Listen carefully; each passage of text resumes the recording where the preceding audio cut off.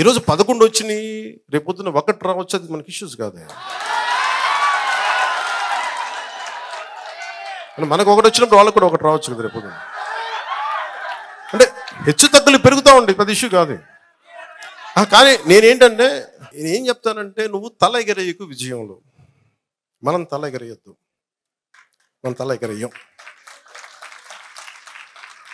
వాళ్ళకి 11 రానివ్వండి, 1 రానివ్వండి, అయినా కానీ మనం తల ఎగరేయం. ఎందుకంటే మనందరిది ప్రకృతి ఏమి నిర్ణయిస్తో దాని మూలంగా వెళ్తాం.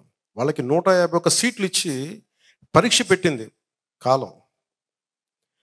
ఆ కాల పరీక్షలు తట్టుకోలేకపోయారు. 151 సీట్లు రాగానే వాళ్ళు ఏమనుకున్నారు, ఏదైనా చేసేయచ్చు అనుకున్నారు. అలా చేయడానికి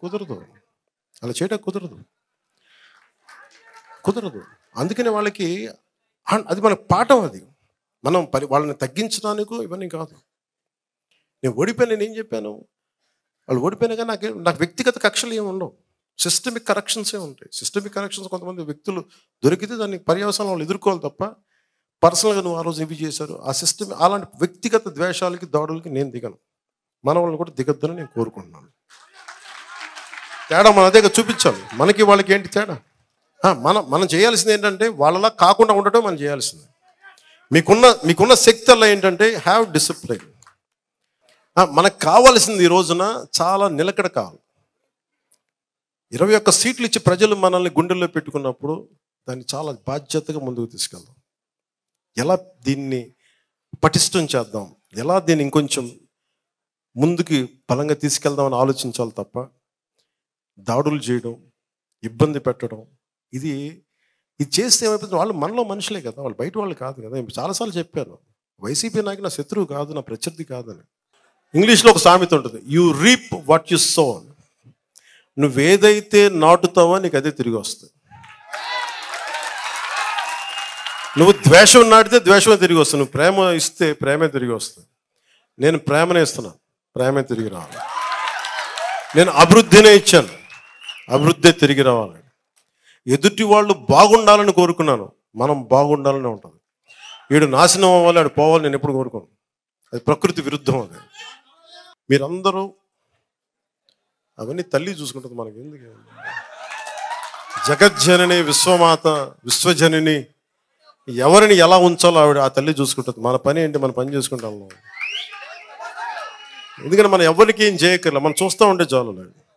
నన్ను చాలాసార్లు తిడతా ఉంటే ఏం చేస్తాను తెలుసా? నన్ను అనుకుంటవచ్చు కదా, మీరు అందరూ అనుకుంటుంది కదా ప్రశ్న, ఎలా భరిస్తాను నేను ఫస్ట్ నన్ను తిట్టే వీడియోలు నేను చూడను.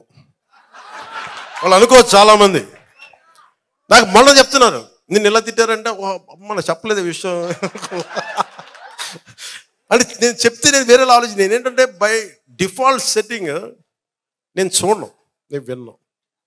నేనేం నమ్ముతానంటే, తల్లి నా గుండెల్లో నువ్వు ఏది మంచి అదే చేయనివ్వు, నన్ను ఏది వినాలో అదే విననివ్వు, దేనికి స్పందించాలో దానికే స్పందింపచేయి.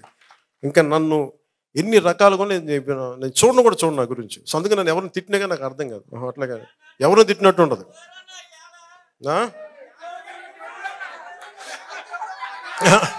అలాగా వినండి, ఈరోజు మనకున్నది 5 సంవత్సరాలు. దాంట్లో దాదాపు ఒక నెల అయిపోయింది. ప్రతిరోజు ప్రతి గంట చాలా కీలకం. నాకు ఇలా ప్రతిసారి కలవటం కంటే కూడా నాకు పని చేస్తే మీ జీవితాల్లో మార్పు తీసుకురాగలిగితే. అలాగే జన సైనికులందరికీ చెప్తున్నాను, ముఖ్యంగా యువతకి చెప్తున్నాను, అమ్మ మిమ్మల్ని ఎక్కడ మర్చిపోతాం తల్లి, మీరు నా మీద కోపపడతట్లా. తల్లి లేకుండా నా పదం ప్రయోగం ఉంటుందా? జనసేన అంటే ముందు మీ పేరే చెప్తాను తల్లి. అల్లావుద్దీన్ అద్భుత దీపాలు ఉంటాయి కదా, అన్న మాకు ఈ సమస్య ఉంది తీర్చేద్దాం, ఇట్లా అంటున్న భూతం వస్తే తీర్చేయండి. అలా జరగదు, నలగాలి. అందుకే 5 సంవత్సరాలు ఇచ్చింది రాజ్యాంగం మనకి. ఈ 5 సంవత్సరాలు మీరు కనీసం సంవత్సరం చూడాలి. కనీసం దోచేశారు వీళ్ళు, అందరూ అడ్డగోలు చేశారు. ఇవన్నీ నిలబెట్టుకోవడానికి, అర్థం చేసుకోవడానికి, పరిస్థితి తీసుకోవడానికి, వీటన్నిటి కష్టాల మధ్యలో మొట్టమొదటి ప్రామిస్ ఉద్యోగాలు ఇచ్చాం. వాళ్ళు అంటున్నారు ఈ ఉద్యోగాలు ఇంకా ఎక్కువ ఇవ్వాలి డిఎస్సి అంటే. మీరు అది కూడా ఏడవలేదు కదా మీరు. కరెక్టే, చాలా ఉన్నాయి, లక్షలు ఉన్నాయి ఉద్యోగాలు. నేను చెప్తాను కదా, ఇప్పుడు డిప్లొమా మన ఫారెస్ట్ డిపార్ట్మెంట్లో 420 పోస్టులు ఖాళీగా ఉన్నాయి.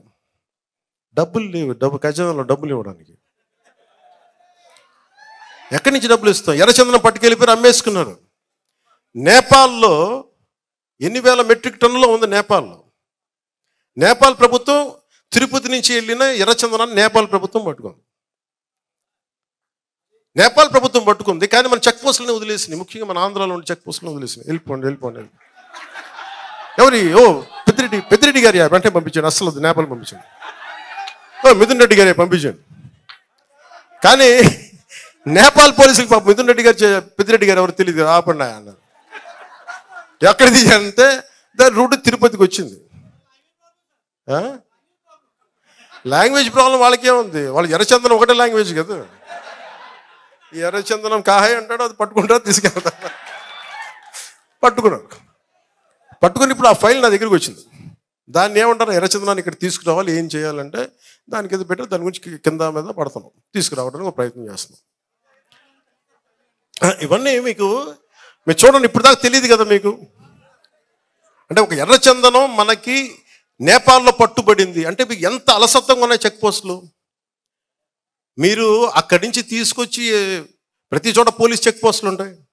నువ్వేం తీసుకెళ్తావు జేబులు, మనకి ఎన్నిసార్లు మనకి ఎలక్షన్ కమిషన్ టైంలో మనకి అడుగుతారు. అలాంటిది ఎర్రచందనం అంటే ఎంత, ఎన్ని వేల మెట్రిక్ టన్నులు, ఎన్ని లారీలు వెళ్ళాలి. అన్ని లారీలు చాలా సునాయాసంగా వెళ్ళిపోయి నేపాల్ దాకా. అంటే మీకు ఆ స్థాయిలో ఉంది దోపిడీ. కరెక్ట్, సినిమాలు తీయచ్చు, కానీ ఒక అడవిని కొట్టి ఒక చెట్టుని పెంచడం ఎంత కష్టమో మీకు తెలుసా?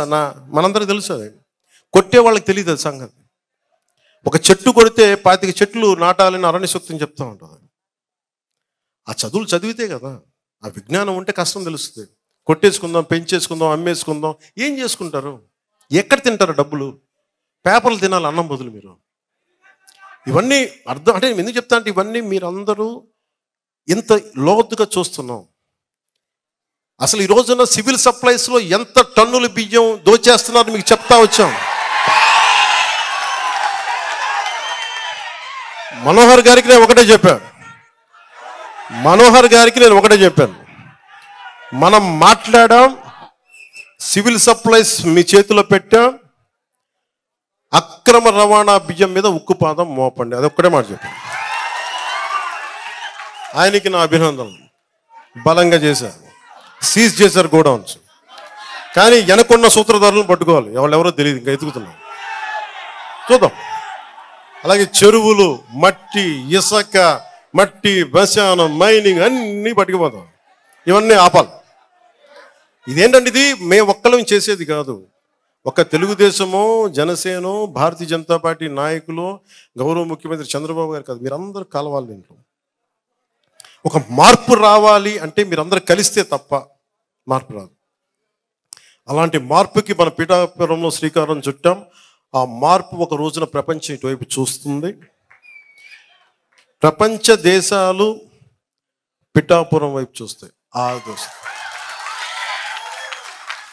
ఆ తల్లి శ్రీపాద శ్రీవల్లభుడు సాక్షిగా చెప్తున్నాను.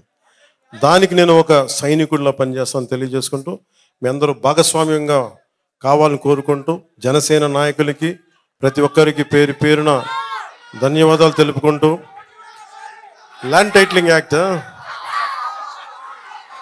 ఆ రోజు మీరు అడిగారు కదా, మీరే కదా ఆ రోజు మొత్తం నా ల్యాండ్ టైటిలింగ్ యాక్ట్ మీ బాధ భరించలేక దాన్ని చేసేవాడు. పాపం మీరు ఎంత తిరిగారు, రోడ్డు మీద పట్టుకొని నా భూమి తీసేశారంటే అది మారుస్తామని తెలియ మీకు అందరికీ ప్రత్యేకించి పేరు పేరున ధన్యవాదాలు తెలుపుకుంటూ సెలవు తీసుకున్నాను. జై జనసేన, జై హింద్.